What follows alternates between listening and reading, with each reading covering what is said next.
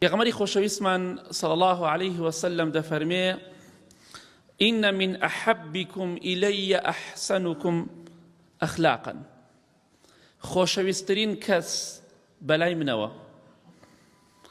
دەفەرمێ لە ڕیوایەتێکی تێدا نزیکترین کەس لە ڕۆژی قیامەتە لە منەوە چ کەسێکە ئەگە پرسیارێک لە خۆمان بکەین بەلای خۆشەویستی خواوە صلی الله عليه وسلم خۆشەویستترین کەس کێ لە هەموو کەسێک خۆشەویستترە کێ لە ڕۆژی قیامەتە لە هەموو کەسێ نزیکترە لە پێغەمبەری خواوە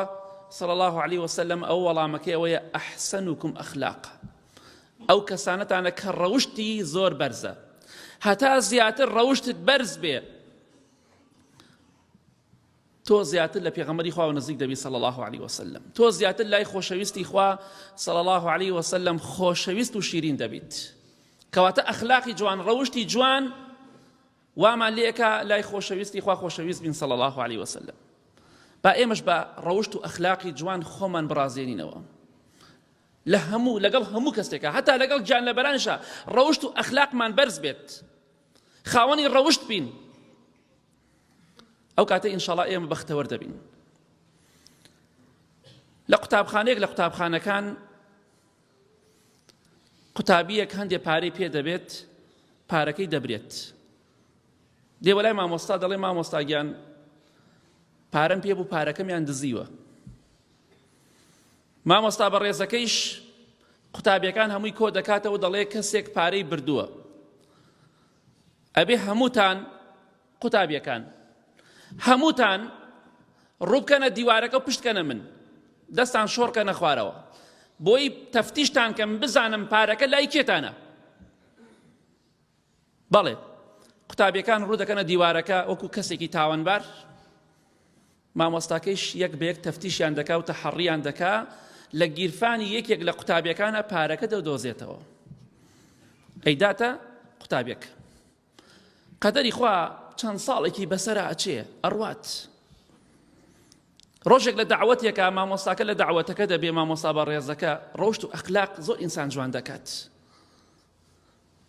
ئەم مامۆستا بە ڕێزە لە دەعوەتەکە دەبێ کاتێکە لە دەعوەتەکە نان دەخۆن گەنجێک دوایی دێ باوەشە کاتە مامۆستاکە و دەسەکا بە گریان زۆر ئەگری ئەڵێت خوا مامۆستا گیانگەردن مە ئازاکە داوای لێبوردن دەکەم ئەو شەڵێ ڕۆڵە گیان وەڵام من ناتناسم تۆ چی ئەڵێ من ئەو قوتابی تۆم ئەڵێ وەڵای من قوتابیم زۆر بۆ نازانم چەندەها قوتابیم هەموو بەڵام هەمووی ناناسمەوە ئەڵێ کاتی خۆی بیرت یەک قوتابیەک پارەی دزرا ئەو کەسێک کە پارەکەی دزی من بووم وتی ڕۆڵە گیان بەخوا ناتناسم وتی چۆن نامناسی مامۆستا گیان وتی زانی بۆچی ناتناسم لەبەرەوەی ئەو کاتێک کە تەفتیشی ئێوەم دەکرد سوێن بەخوا هەردوو چاوم دەنوقاند ئاوا بە چاوی داخراوە تەفتیشم ئەکردن ئەموو با نەزانم کێ پارەکی لایە بۆی دوایی لەبەر چاوم نەکەی و ڕقم بەرامبەر بە دروست نەبێت سوێن بەخوا کاتێکە لە گیرفانی تۆ دەرم کرۆ نەمزانێت تۆی لەبەرەوە نەشکەیتەوە لەبەر ئەوەی لەبەر چاوم نەکەوی ئەمجا قوتابیەکە زیاتر دەستی کرد بە گریان ئەوە ڕەوشت بەرزیە ئەمڕۆ خەڵکی وایە خواخوایەتی حەیای کەسێ بەرێ کەرامەتی بشکێنێ ڕەوشت و ئەخلاقی جوان مرۆڤ جوان دەکات سوێن بەخوا دەستم کرۆ بە گیرفانتا چاوم داخستەوە چاوم نوقاندەوە بۆی نەزانم لای کێ پارەکە نەشم زانیە تۆی و نەشم زانیە سوێن بەخوا چی قوتابیە بردوێتی ئەمە ئەخلاق و ڕەوشتە ئیسلام ئەوە ئێمە فێر دەکات بەڵێ ڕەوشت و ئەخلاقمان جوان بێ لەگەڵ هەموو خەڵکیدا پێغەمبەری خوا صلی الله عليه وسلم دەفەرمێ وخالق الناس بخلق حسن لەگەڵ خەڵکیدا ڕەوشتان جوان بێ ڕەوشتێکی بەرز لەگەڵ خەڵکیار بە ڕەوشتێکی بەرز و جوانە و هەڵس و کەوتکەن تەعامولکەن یەکێ لەو کەسانەی کە پێویستە ئێمە ڕەوشتمان لە بەرامبەریدا بەرز بێ خاوەنی ڕەوشت بین لە بەرامبەریدا دایکمانە ئەوانەمان کە دایکمان ماوە ئەوانشی کە نەماون خوای گەورە لیان خۆش بێت یەکێ لە پیاوچاکان دەفەرمێ هاتمە خزمەتی ئیمامی محەممەدی کوڕی سیرین ئیبن سیرین لە خزمەتی دایکە دانیشتە بوو بە کزی کە قسەی دەکرد زۆر بە کزی قسەی دەکرد ئەڵێ بە جەماعەتم وتم باشە ئیمامی ئیبن سیرین نەخۆشە ئاوا بە کزی قسە ئەکا بێتاقەتە چۆن کەسێکە نەخۆش بێتاقەتی نییە قسە بکە بێتاقەتە بە کزی قسەکە بە داماوی قسەکە باشە ئیمامی ئیبن سیرین نەخۆشە کە یەکێکە لە قوتابی سەحابە لە خزمەتی سەحابە گەورە بۆ ڕەزا و ڕەحمەتی خوای پەروەردگاریان لێبێت وتیان نەوەڵا ئیبن سیرین نەخۆش نییە بەڵام هاکەذا یەکون ئیذا کانە عیندە ئومیه هەر کاتێ لە خزمەتی دایکیا بێ ئاوا کزە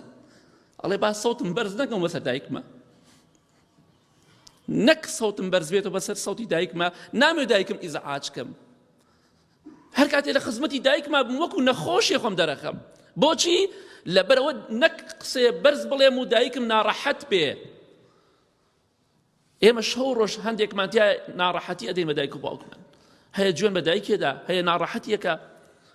هەیە قسەی پێ ئەڵێ با ڕەوشتمان بەرز بێ دایکمان کاتێککە بە شتێک خەفەت دەخوا با ئێمە ئینشاڵڵا نێڵین خەفەت بخوا کاتی ئیمامی ئەبوو حەنیفە ڕەحمەتی خوا لێبێ کە لێیان ئەدا ئەگریە ئەیان فەرموو بۆ ئەگریت ئەی فەرموو ئێستا دایکم من ببینێ بەم شێوەیە دەم و چاوم هەموو گیانم خوێناوی بووە دایکم خەفەت ئەخوا منش لە دنیادا هیچ شتێک نییە بەلامەوە ناخۆشتر بێ لەوەی کە دایکم خەفەت بخوا ڕەوشت و ئەخلاقمان بەرز بێ بەرامبەر بە دایکمان ئەوە گرنگە زۆر گرنگە کوڕەکان خۆشەویستەکان ڕێزی دایک و باوکتان بگرن حرمەتیان بگرن دەستیان ماچکەن بێڕێزی بەرامبەریان مەکەن لەبەر خاتری هیچ کەسێ دەنگی خۆت بەرز مەکەو بەسەریانە چونکە ئەوە ڕەوشت بەرزی تۆیە ئەگەیەنێت بەڵێ پێغەمبەری خوا صلی الله عليه وسلم لە حەدیثێکی صحیحدا هاتووە کاتێککە پێغەمبەری خوا صلی الله عليه وسلم شتێکی بۆ ئەهات هەدیەیەک هەتا خواردنێک هەر شتێک بوایە ئەی فەرموو ئەمە بەرن بۆ فڵان ئافرەت چونکە فإنها كانت صديقة خديجة ئەمە هاوڕێی خەدیجەی خێزانم بوو لەبەر ئەوە وەکو ڕێز و حرمەتێک بۆ خەدیجەی خێزانم کە وەفاتی کرد بۆ ڕەزا و ڕەحمەتی خوای لێبێت بیبن بۆ فڵان کەس ئەم هەدیەیە چونکە ئەو برادەری خەدیجەی خێزانم بوو دەیفەرموو ئەمەش برن بۆ فڵان ئافرەت چونکە فإنها كانت تحب خديجة چونکە خەدیجەی خێزانی خۆشەویست مادەم ئەوی خۆشەویستەوە حەزەکەم چاکەی لەگەڵا بکەم بەڵام ئەمڕۆ کەسێک ئامە بکە دەڵێنەوە پیاو نییە لە ژنەکەی ترسێ ماشەڵڵا لەم پیاوەتەی کە تۆ پێی ئەڵێ پیاوەتی کە دڕندەییە پێغەمبەری خوا صلی الله عليه وسلم لە خێزانی نەترساوە ئەگەر ئێمە سوێن بەخوا وا بکەین کەس و کارمان پێمان دەڵێن ترسنۆکن ژنانین ئێوە نەخێر ئێمە ژنانین ئێمە شوێنکەوتی سونەتی پێغەمبەری خوای صلی الله عليه وسلم ڕێزی خێزانت بگرە ئەگە بە کەڵکی ژنای لێ جیابەرەوە زوڵمی لێ مەکە من ناڵێم بە جۆرێک بە لەگەڵیان لە هەموو شتێکا بە قسەی بکە لە هەموو شتێک شابێ ڕێزی بەرامبەری مەکە هەموو شتێک سنووری خۆی هەیە بەڵام کەسێک خێزانەکەی چاک بێ ڕێزی لێ بگرێ ئەوە ژنانی نییە ئەوە بێغیرەت نییە ئەوە ناپیاوی نییە ئەوە ڕەوشت بەرزیە کە پێغەمبەری خوا صلی الله عليه وسلم دوای وەفاتی خێزانەکەشی وەفای هەیە بەرامبەری ڕەوشتی بەرزە بەرامبەری فڵان کەس مادەم عایشەی خەدیجەی خێزانمی خۆشویستەوە ڕێزی لێگرتەوە منیش ڕێزی لێگرم ئەمە ڕەوشت بەرزیە ڕێز لە خێزانەکەت بگرە ئەگەر چاکیش نێ بابڕێت ماڵ باوکی زوڵمی لێ مەکە هەرچیەکە بۆیە برا بە ڕێزەکانم پێغەمبەری خوا فەرمیە صلی الله عليه وسلم باشترین کەسی ئێوە ئەو کەسانەیە کە لەگەڵ خێزانی خۆیان نەباشن داواکەم لە خوشکە بە ڕێزەکانیش بە هەمان شێوە لەگەڵ پیاوەکانی خۆیانە چاک بن ئەزانی پێغەمبەری خوا چی دەفەرمێ صلی الله عليه وسلم دەفەرمێ ئەم ئافرەتانە ئەهلی بەهەشتن ئەگەر هەر ئافرەتی ئەم صیفەتی تیابێ ئینشاءالله هۆکارێکە بۆ چوونە بەهەشتی أفرمي إذا غضب جاءت حتى تضع يدها في يد زوجها وتقول لا أذوق غمضا حتى ترضى أما أهلي بهشت أم جور آفرتانا پێغەمبەری خوا فەرمیە صلی الله عليه وسلم هاچەندێک ڕەوشتیان بەرزە کاتێککە پیاوەکەی تۆڕەیە دێت بۆ لای پیاوەکەی خۆی بۆ لای مێردەکەی دەست ئەکاتە ناودەستی پیاوەکەی خۆیەوە ئەڵێ وەڵڵاهی ناخەوم هەتا لێم ڕازی نەبیت والله ناخەوم هەتا گەردنمە ئازانەکەی خوشکی بەڕێزم ئەگەر حەزت لە بەهەشتە پیاوەکە تۆڕە کرد و ئاشتی کردەوە ماڵێ بەخۆی چی کە ئافرەتی وایە پیاوەکەی لی تۆڕەیە جوێن بە پیاوەکەیدا نەک بەرە ڕوو لە پاشملە بەڵام ئافرەتی ئالی بەهەشت بەم جۆرەیە کە پیاوەکەی لی تۆڕەیە ئەڵێ ناخەوم چێش خەوەر ناگرم هەتا لێم ڕازی نەبی ناتوانم بخەوم تۆ لێم ڕازی نیت ئەمانە ئەهلی بەهەشتن ئەمە ئەو پەڕی ڕەوشت بەرزیە ئەمە تەنەزول نییە ئەمە ڕەوشت بەرزیە کاتێک کە ئافرەتێک داوای لێبوردن لە پیاوەکەی خۆی دەکات ئەوە ڕەوشت بەرزیە کاتێک کە پیاوێک غەڵەتێ بەرامبەر بە خێزانی دەکات داوای لێبوردنی لێەکە ئەی باشە بەرامبەر ئەگەر دەڵێی خێزان چۆن دەبێت داوای لێبوردن لە خێزانم بکەم ئەی جەنابت لە بازاڕ ئەگەر هەڵێ بەرامبەر بە ئافرەتێ بکەی ناڵێ داوای لێبوردنەکەم ئەو خۆ ئافرەتەویش فەرقی چییە خۆ بەقەت خێزانە تۆ نزیک نییە بۆی ئەگەر هەڵەت کرد بەرامبەر بە هەر کەسەیە ئەبێ داوای لێبوردنی لێ بکەی ئەمە ڕەوشت بەرزیە پێغەمبەری خوا صلی الله عليه وسلم فرمووی ئەثقل شيء في الميزان خلق حسن بەرزترین قورسترین سەنگینترین شت لە تەرازوی عەدالەتی خوادا لە ڕۆژی قیامەتا چییە ئەوەیە کە ئینسان ئەخلاق و ڕەوشتی بەرز بێ قورسترین عیبادەتێک چاکەیەک کردەوەیەکی چاک کە بیخێنە لە ڕۆژی قیامەتا لەسەی تای تەرازومان بێ قورسی بکە ڕەوشت بەرزیە پرسیار کرا لە خەوارزمی کە زانایەکی گەورەی ڕیاضیات و بیرکاریە ڕەحمەتی خوای لێبێ وتیان مرۆڤ چییە ئەم قسە زۆر جوانە گوێ بگرین زۆر بە جوانی لێ تێبگەین مرۆڤ چییە ژن بێ یا پیاو ئافرەت یا پیاو فەرقی نییە کە ئینسان و مرۆڤە فەرمووی ئەگەر ئینسان کەوتمان ئینسان یعنی چی ئەگەر خاوەنی ئەخلاق بوو ئینسان خاوەنی ڕەوشت بوو ئەوە بنووسە یەک بنووسە ڕەوشت ژمارە یەکە ئەگەر ئەو پیاوە یا ئەو ژنە لەگەڵ ئەخلاق و ڕەوشتەکەیدا جوانیش بوو سفرێکی بۆ زیادکە یەکەکە ئەبێتە دە ئەگەر خاوەنی ماڵ بوو سفرێتریشی بۆ زیادکە ئەبێتە سەد ئەگەر خاوەنی نەسەب و حەسەب بوو پشت و باو باپیری کەسێکی بەڕێز و چاک بوون بنە ماڵەیەکی چاک بوون سفرێتریشی بۆ زیاد ئەکاتە هەزار هەمووی سفر دوای ئەخلاق بەس هەنا ئەخلاق ژمارەیەکە ئەو کاتر هەمووی سفرە تۆ بڕۆ هەتا ئەو سەر بەڵام ئەفەرمی ئەگەر یەکەکە لاچوو عەدەدەکە کە ژمارە یەکە سفرەکان هیچ قیمەتێکی نامێنێ هیچ قیمەتێکی نامێنێ ئەگەر مرۆڤ دەوڵەمەند بێ جوان بێ هەر چیەک بێ کە ڕەوشت و ئەخلاقی بەرز نەبوو سفرە سفرەکان بەبێ یەک هیچ قیمەتێکی نییە چونکە هەزار سفر دابنێ ژمارە نییە بەڵام یەکەکە ژمارەیەکە ئەخلاق و ڕەوشت بۆیە با ئینشاڵڵا ئەخلاق و ڕەوشتمان بەرز بێ بۆ ئینشاڵڵا لە ڕۆژی قیامەتا سەر بەرز و سەرفراز بین یا ڕەبی خۆیان ڕەوشت و ئەخلاقمان بەرزکەی لە گوناهەکانمان خۆش بی لە گوناهی دایک و باوک و مردوەکانمان خۆش بی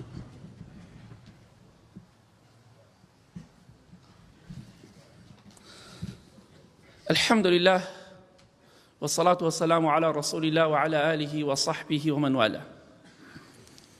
پێغەمبەری ئازیز و خۆشەویستمان صلى الله عليه وسلم سێ جار فەرمی والله لا يؤمن والله لا يؤمن والله لا يؤمن والله ئیمانی تەواو نییە والله ئیمانی ضعیفە ئیمانی دامەزراو نییە قالوا وما ذاك يا رسول الله صلى الله عليه وسلم قال الجار لا يأمن جاره بوائقه يعني شره فەرمی سوێن بەخوا ئیمانی تەواو نییە ئەو دراوسێی ئەو جیرانەی کە دراوسێکەی لە شەڕی ئەمین نییە ئیماندار نییە ئیمانداری ڕاستەقینە نییە مادەم دراوسێکەت لە زمانت بترسێ لە ڕەوشت و ئەخلاقت بترسێ تۆ ئینسانێکی ئیمان ضعیفی کەواتە ڕەوشت بەرزی ئەوەیە کە ئینسان لەگەڵ دراوسێکەیدا ڕەوشتی بەرز بێ هەیە دراوسێ ئیزعاجەکە دەگێڕنەوە ئیمامی عەبدوڵڵای کوڕی مبارەک ڕەحمەتی خوای لەبێ دراوسەیەکی جوولەکەی هەبوو دراوسێکەی وتی خانووەکەم دەفرۆشم وتیان بە چەند دەیفرۆشی خانووەکەت وتی بە 2000 دەرهەم وتیان ئاخر خانووەکەی تۆ هەر 1000 دەرهەم دێنێ 2000 زۆرە یعنی چۆن خانوویەک ئەم ڕۆبایی دەفتەرێک بێتەوە بڵی 2 دەفتەر وتیان ڕاستەکەی خانووەکەی من 1 دەفتەر بۆ نمونە 1000 دەرهەم دێنێ نەک 2000 بەڵام بۆچی داوای 2000ەکەم هەزاریان لەبەرەوەی خانۆکەم ئەفرۆشم، هەزاریان پارەی خانۆکەیە، هەزاریشیان پارەی ئەوەیە کە دراوسێ عەبدوڵای کوڕی مبارەکم ڕەحمەتی خوای لێ بێ، لەبەر ئەوە بەگرانی فرۆشم، چونکە دراوسێمێ شازی دراوسێ. بەڵام ئەمڕۆ کۆمەڵە دراوسەیەکەیە خوا نمونەیان زۆر نەکا، لە هەر کۆڵانێکا بن ئەو ماڵە ڕەواجی خانووی ئەو کۆڵانە سفرەکەنەوە. هەر فڵان کەس لە کۆڵانەیە بە قوربانە بەخوا لە چوا دەفتەر لە خوار بازاڕۆ بنامەوێت، بۆچی لەبەرە فڵان کەس دراوسێمە. بەداخەوە ئەوانە پێغەمبەری خوا فەرمێ صلی الله علیه وسلم کە ئەوە ئازاری دراوسی ئەدەنە، فەرمی ئەوانە ئەهلی ئاگرن، ئەهلی دۆزەخن کە دراوسی عەزێت ئەدەن. لەبەر ئەوەی کە دراوسی عەبدوڵای کوڕی مبارەکم بۆیە هەزار دەرهەم زیادم کردووە. ئەمە ڕەوشت بەرزیە. کابرایەکی جوولەکەی بێدین معجیبە بە ڕەوشتی یەکێک لە ئیمامە گەورەکانی ئیسلام، لەبەرچی لەبەرەوە لە ئیسلام تێگەشتۆ ئیسلام پەروەردەی کردووە. ڕەوشت و ئەخلاق مرۆڤ پەروەردە ئەکە.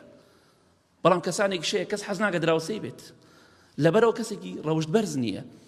لەگەڵ دراوسیان ڕەوشتی بەرز نییە. با لەو کەسانە نەبین ئینشاڵڵا، با چاو لەم پیاوە بەڕێزانە بکەین ئینشاڵڵا. بەڵێ ڕەوشتمان بەرز بێ، ئەو کەسانی کە جوێن ئەدەن بە خەڵکی جوێن دەرن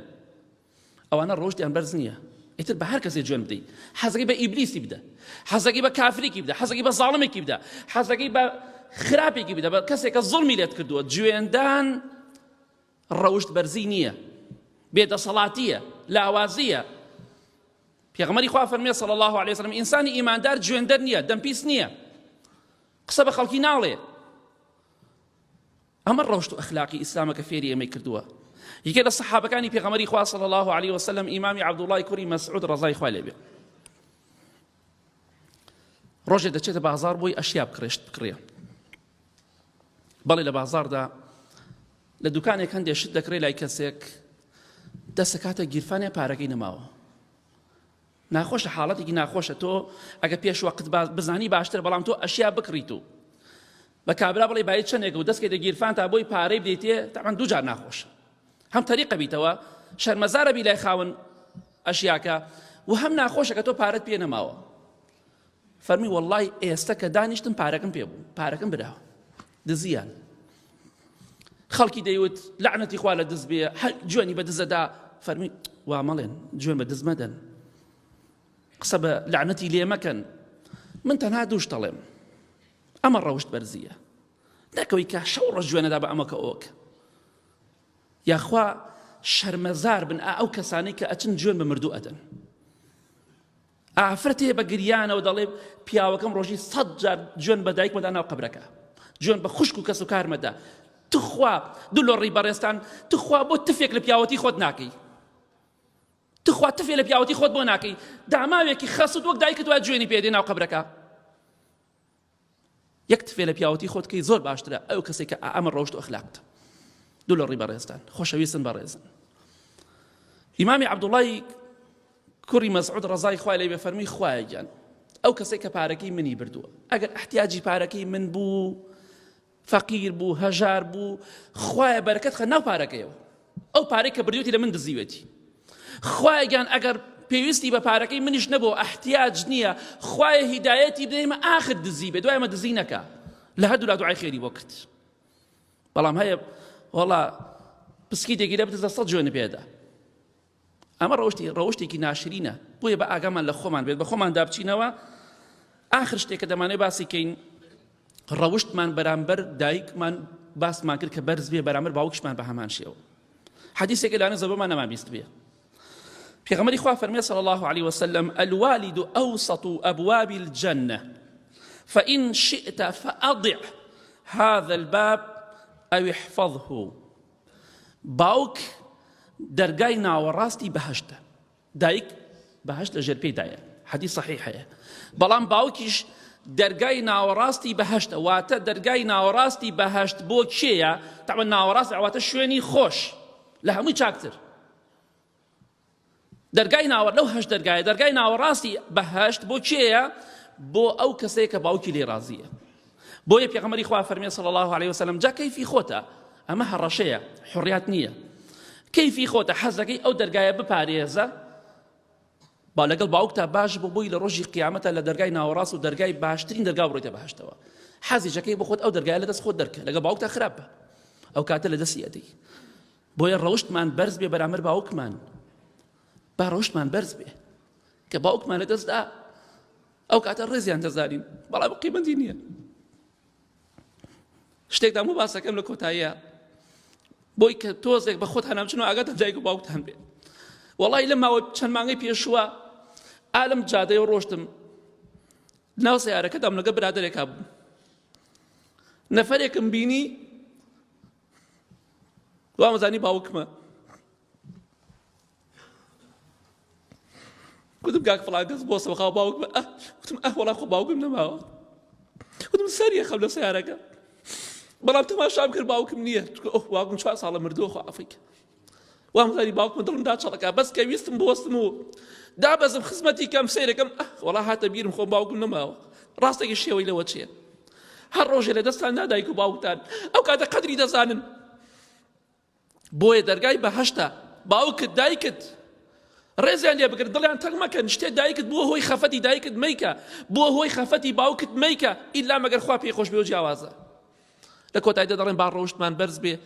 بەڵکو خوای گەورە ئینشاءڵڵا لە ڕۆژی قیامەتە لەگەڵ خۆشەویستی خوادا صلی الله علیه وسلم حەشرمان بکات.